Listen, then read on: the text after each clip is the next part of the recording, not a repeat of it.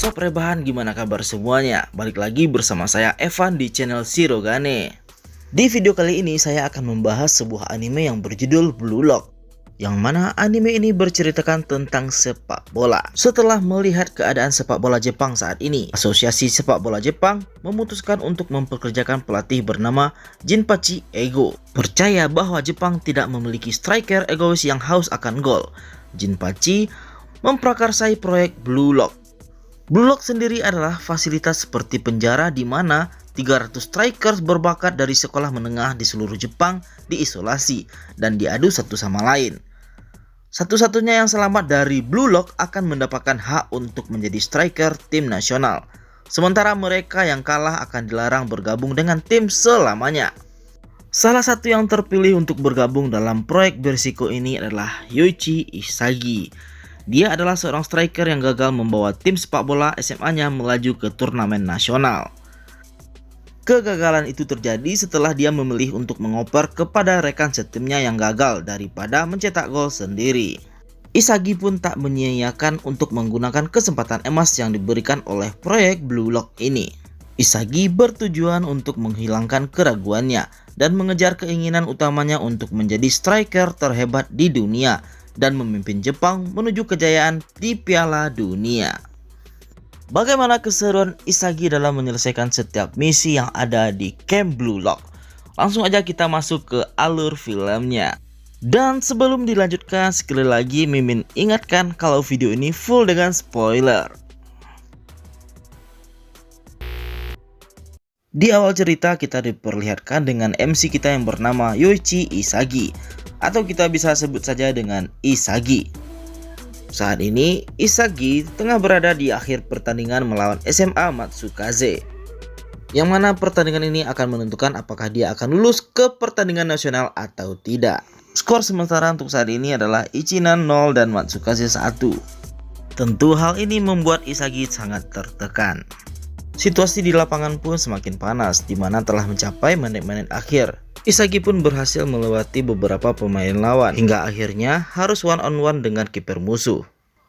Awalnya ia akan langsung mencoba untuk mencetak gol, namun tiba-tiba salah satu temannya yang bernama Tada meminta untuk mengoper bola kepadanya. Isagi semakin ragu saat pelatih menyuruhnya untuk mengoper bola tersebut. Dengan terpaksa Isagi pun mengoper bola tersebut ke temannya dengan berharap akan mencetak gol. Dengan begitu pertandingan akan menjadi seri. Namun sayangnya bola tersebut meleset ke tiang gawang. Bola tersebut langsung direbut oleh pemain lain dan dilempar ke striker musuh yang bernama Kira. Kira dengan semangat langsung mencetak gol yang membuat Isagi dan teman-temannya kalah.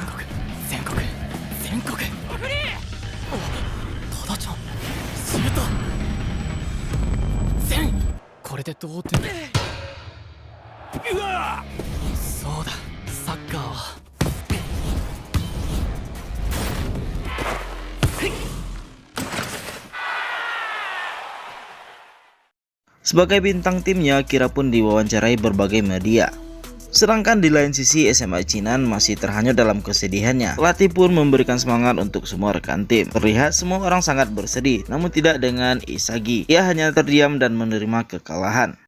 Di saat perjalanan pulang, Isagi mengingat kembali Noel Noah, seorang pemain sepak bola Eropa yang menjadi inspirasi Isagi untuk bermain bola. Sejak kecil, dia melatih dirinya dalam bermain sepak bola agar bisa menjadi seperti Noel Noah. Isagi pun membayangkan kembali momen terakhir saat di pertandingan tadi. Seandainya saja ia sedikit egois untuk mencetak golnya sendiri, tentu nasibnya akan berubah. Lalu Isagi berteriak menangis karena jauh di lubuk hatinya yang paling dalam ia sangat ingin menang dan maju ke tingkat nasional. Sesampainya di rumah, Isagi makan malam bersama ibu dan ayahnya. Tak lama kemudian, ibu Isagi memberikan sebuah surat dari Asosiasi Sepak Bola Jepang yang memberikan undangan kepada Isagi untuk ikut pelatihan. Ia pun kaget kenapa dia yang terpilih. Besoknya Isagi pergi untuk memenuhi undangan itu. Tak disangka ternyata dia bertemu dengan Kira yang menjadi lawan sebelumnya. Kira juga diundang untuk pelatihan itu. Isagi tak menyangka ternyata Kira sangat ramah kepadanya. Saat masuk ke dalam ruangan, ternyata banyak sekali pemain lain yang diundang. Yang anehnya, semua pemain bola tersebut merupakan striker.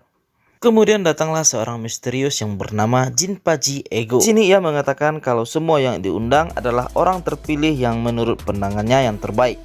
Tanpa basa-basi, Ego pun menerangkan kalau tugasnya untuk membentuk tim Jepang yang mampu menjuarai Piala Dunia. Mendengar perkataan Ego membuat semua orang terkaget dan terheran-heran. Untuk mewujudkan mimpi itu, Ego akan menciptakan satu orang striker revolusioner yang terpilih dari 300 orang ini. Ego telah menciptakan sebuah proyek yang bernama Blue Lock. Blue Lock sendiri merupakan fasilitas yang berupa bangunan berbentuk pentagon, di mana di bangunan itu nanti mereka semua akan diisolasi dan ditempa. Mulai dari sini mereka tidak akan boleh pulang ke rumah dan fokus untuk pelatihan. Begitu juga dengan karir mereka di ajang sepak bola SMA. Mereka diminta untuk berhenti dan fokus berlatih. Namun jika berhasil mereka akan dijamin untuk menjadi striker pemain Jepang nasional. Semua orang terkejut mendengar perkataan Ego.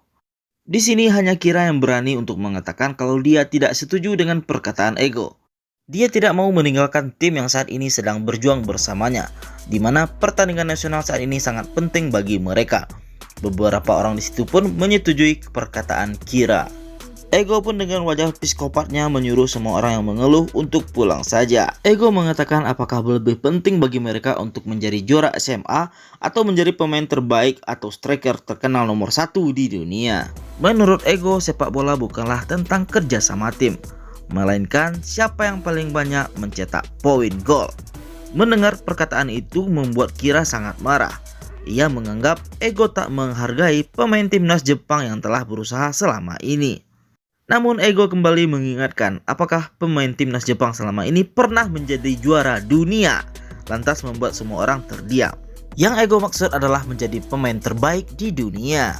Ego pun menjelaskan beberapa pemain terbaik di dunia, salah satunya Noel Noah. Noel Noah sendiri pernah berkata, daripada membantu rekan dan menang dengan skor 1-0, dia lebih puas jika bisa dapat 3 gol dan kalah dengan skor 3-4. Mendengar itu membuat Isagi terkejut. Begitulah mengerikannya para pemain terbaik di dunia. Mereka semua merupakan individualis yang sangat langka. Dan Ego ingin membuat orang seperti itu ada di negara Jepang.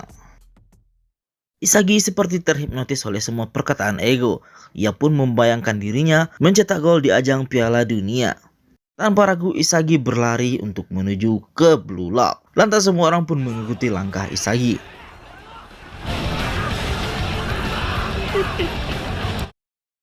Isagi telah sampai di fasilitas Blue Lock. Di sini dia mendapatkan seragam dengan nomor kode 299Z. Isagi lalu masuk ke dalam kamar yang telah ditunjukkan. Di sana dia bertemu dengan pemain lainnya.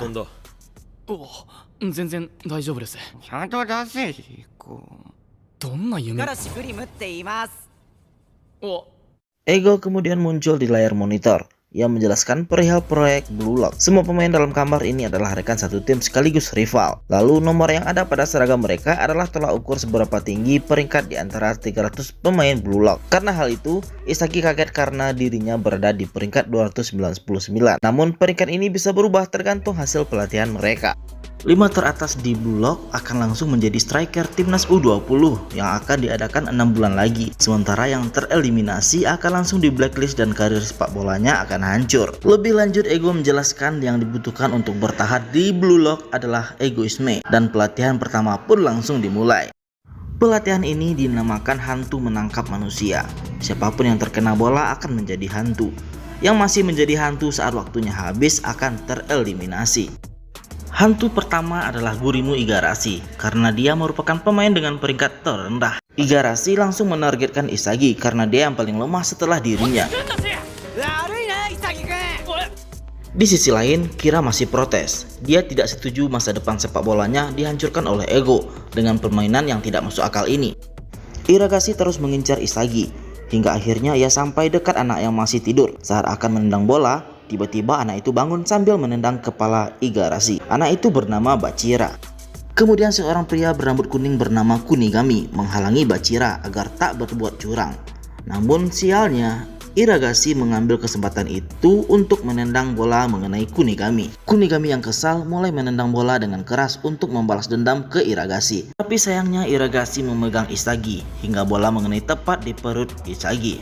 Sekarang tersisa waktu cuma 1 menit bagi Isagi untuk mengincar pemain lainnya jika tak mau karir sepak bolanya berakhir. Karena tak berhasil menyerang sembarangan orang, Isagi mulai menargetkan Iragashi. Tiba-tiba, Bashira memeluk Kunigami agar bisa diserang oleh Isagi. Lalu Kunigami melempar Bashira hingga menimpa Iragashi. Akibat insiden itu, Iragashi cedera kaki. Isagi sebenarnya dapat dengan mudah menyerang Iragashi yang cedera, akan tetapi batinnya menolak. Jika dia menyerang yang lebih lemah darinya maka sama saja, tidak akan ada yang berubah dari dirinya. Karena itu, Isagi mulai menyerang orang yang lebih kuat dari dirinya.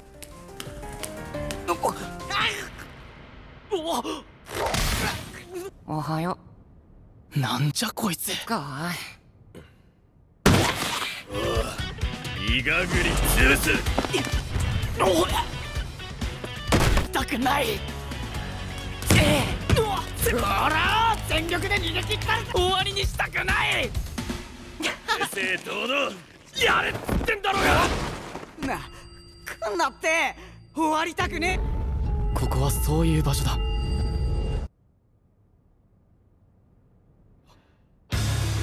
自分より強いやつに勝たなきゃ。 Bashira yang melihat itu terlihat kagum dan langsung merebut bola dari Isagi. Ia lalu menargetkan Kira dan menyerangnya.